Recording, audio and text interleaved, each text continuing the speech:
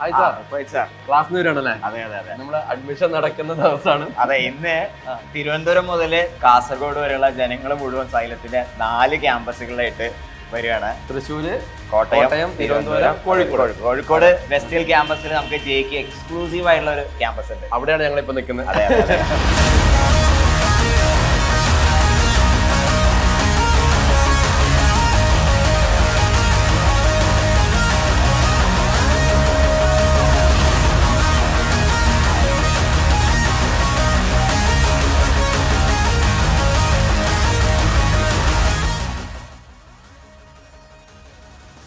അപ്പോൾ ഇപ്രാവശ്യം നമ്മളെ ഹൈബ്രിഡ് പ്രോഗ്രാം ആണല്ലോ. നമ്മുടെ ഓഫ്ലൈൻ എന്ന് പറഞ്ഞാൽ ജെയ്ക്ക് എക്സ്ക്ലൂസീവ് ആയിട്ടുള്ള ഒരു ഹൈബ്രിഡ് പ്രോഗ്രാം നമ്മൾ ഡിസൈൻ ചെയ്തിട്ടുണ്ട്. തീർച്ചയായിട്ടും. അപ്പോൾ മുൻ വർഷങ്ങളിലൊക്കെ നമുക്കറിയാം നീറ്റിൽ ഭയങ്കര സക്സസ്ഫുൾ ആയ ഒരു സംഭവമായിരുന്നു ഹൈബ്രിഡ് മോഡൽ. അപ്പോൾ ഈ ഹൈബ്രിഡ് മോഡൽ നമുക്ക് ജെയ്ക്ക് ഇപ്രാവശ്യം വളരെ എഫക്റ്റീവ് ആയിട്ട് യൂട്ടിലൈസ് ചെയ്യാൻ പറ്റും. കാരണം ജെയിൻ്റെ ഒരു പ്രത്യേകത എന്ന് പറഞ്ഞാൽ വളരെ ലിമിറ്റഡ് ടൈമാണ് കുട്ടികൾക്ക് പ്രിപ്പറേഷൻ കിട്ടുന്നത്. അതെ. അപ്പോൾ അതിന് നമ്മൾ എന്താ പറയുക, വളരെ സയന്റിഫിക് ആയിട്ട് ടൈം ടെസ്റ്റഡ് ആയിട്ടുള്ള മോഡലാണ് നമ്മുടെ ഹൈബ്രിഡ് മോഡൽ.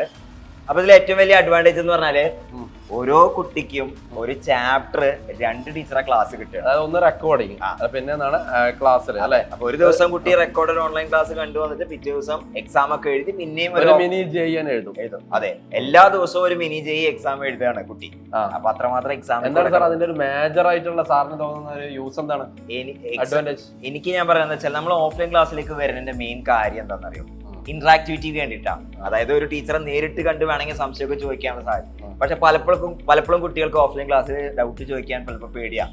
കാരണം ഇവർക്കൊരു കോൺഫിഡൻസ് ഉണ്ടാവില്ല. പക്ഷെ ഇപ്പൊ എന്താ സംഭവിക്കുന്നത് വെച്ചാൽ കുട്ടി ഓൾറെഡി റെക്കോർഡൊക്കെ കണ്ട് എക്സാം ഒക്കെ എഴുതി എന്തൊക്കെയാണ് ആ ടീച്ചർ പഠിപ്പിക്കാൻ പോകുന്നത് കൃത്യമായിട്ട് മനസ്സിലാക്കിക്കൊണ്ടാണ് ക്ലാസ്സിലേക്ക് ഉണ്ടാക്കിയിട്ടാണ് ക്ലാസ്സിൽ വരുന്നത്. അപ്പൊ കുട്ടിക്ക് എന്ത് വേണമെങ്കിലും സംശയം ചോദിക്കാനും ആ ഒരു കോൺഫിഡൻസും കാര്യങ്ങളൊക്കെ കിട്ടുകയാണ് ചെയ്യുന്നത്.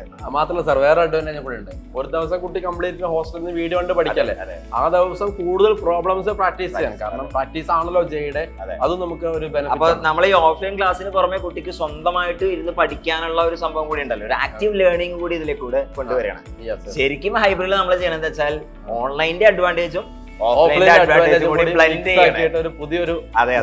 ഇത് ലോകം മുഴുവൻ ഫോളോ ചെയ്യുന്ന മോഡലാണ്. ഇപ്പൊ നമ്മൾ IIT-യിലും NIT-യിലൊക്കെ എത്തിക്കഴിഞ്ഞാൽ അവിടുത്തെ കോളേജുകളിലൊക്കെ കാണാൻ പോകുന്ന ഒരു സംഭവം തന്നെയായിരിക്കും ഹൈബ്രിഡ് മോഡൽ. നമ്മളത് നല്ല രീതിയിൽ സയന്റിഫിക് ആയിട്ട് എൻട്രൻസ് എക്സാമിന് സ്യൂട്ട് ചെയ്യുന്ന രീതിയിൽ, പ്രത്യേകിച്ച് ജെയ്ക്ക് ലിമിറ്റഡ് ടൈമുള്ള ഒരു സംഭവമാണല്ലോ, അതിന് വളരെ അടിപൊളിയായിട്ട് തന്നെ നമ്മൾ ചെയ്യുന്നത്. എന്തായാലും നമുക്ക് എനിക്ക് തോന്നുന്നത് ഈ ഒരു സിസ്റ്റം പ്രകാരം അല്ലെ നമുക്ക് നല്ല രീതിയിൽ റിസൾട്ട് ബൂം ഉണ്ടാക്കാൻ വേണ്ടി പറ്റും. അത് മാത്രമല്ല സാർ, ഇപ്രാവശ്യം നമ്മൾ എല്ലാം കംപ്ലീറ്റ്ലി റീവാംപ്ഡ് ആണ്. വീഡിയോ ലെക്ചേഴ്സ് ആയിക്കോട്ടെ, നമ്മുടെ DPP ആയിക്കോട്ടെ, നമ്മുടെ മെറ്റീരിയൽ എല്ലാം പുതിയ ബ്രാൻഡ് ന്യൂ സംഭവങ്ങളായിട്ടാണ് വരാൻ പോകുന്നത്.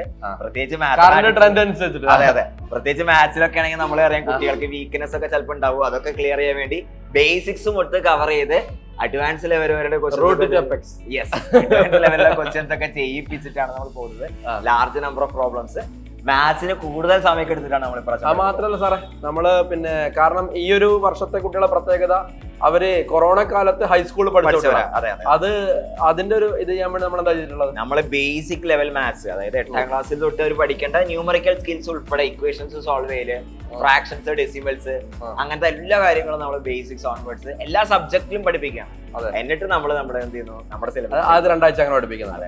അല്ല, കാരണം അത് തീർച്ചയായിട്ടും വേണമെന്നാണ്. കാരണം ഇനി മുതൽ എനിക്ക് തോന്നുന്നു മാത്സ് ആണ് റാങ്ക് ഡിസൈഡിംഗ് ഫാക്ടർ ആയിട്ട് വരാൻ പോകുന്നത്. അതെ അതെ, ഫിസിക്സും കെമിസ്ട്രി ഒക്കെ ഓൾമോസ്റ്റ് ഹൈ സ്കോറിംഗ് ആയി മാറി കഴിഞ്ഞപ്പോൾ മാത്സ് ആണ് ഇപ്പൊ റാങ്ക് ഡിസൈഡ് ചെയ്യുന്ന സബ്ജക്ട്, ടോപ്പ് റാങ്ക് ഡിസൈഡ് ചെയ്യുന്ന സബ്ജക്ട്. അതുകൊണ്ട് തന്നെ നമ്മൾ അത് മനസ്സിലാക്കി മാത്സിന് കുറച്ചും കൂടി സമയമൊക്കെ കൊടുത്ത് കൂടുതൽ പ്രാധാന്യം കൊടുത്ത് അതേപോലെ തന്നെ ബേസിൽ നിന്ന് പഠിപ്പിച്ചു തുടങ്ങുന്ന രീതിയിലാണ്. അത് മാത്രമല്ല, അഡ്വാൻസിന് മാത്സിന് സ്പെഷ്യൽ കട്ട് ഓഫ് ഉണ്ട്. അപ്പൊ അതെല്ലാം കൺസിഡർ ചെയ്തിട്ടാണ്. അപ്പൊ നമ്മളെ അഡ്മിഷൻസിൽ ശ്രദ്ധിക്കേണ്ട ഒരു കാര്യം വെച്ചാൽ ഹൈബ്രിഡ് പ്രോഗ്രാമിൽ ലിമിറ്റഡ് നമ്പർ ഓഫ് സീറ്റ്സ് മാത്രമേ ഉണ്ടാവുള്ളൂ. കാരണം അത്രയും ഇൻഫ്രാസ്ട്രക്ചർ മാത്രമേ നമ്മൾ എടുക്കുന്നുള്ളൂ. അപ്പൊ ഏറ്റവും ആദ്യം ജോയിൻ ചെയ്യാൻ നമ്മൾ എല്ലാവരും ശ്രദ്ധിക്കണം. അതെ മക്കളെ, സാറ് പറഞ്ഞ വേറെ ഒന്നുമല്ല, അമാന്തിച്ച് നിൽക്കരുത്. അമാന്തിച്ച് നിന്ന് ചിലപ്പോൾ നമ്മുടെ സീറ്റ് എന്തായി പോകും, നഷ്ടപ്പെട്ടു പോകും.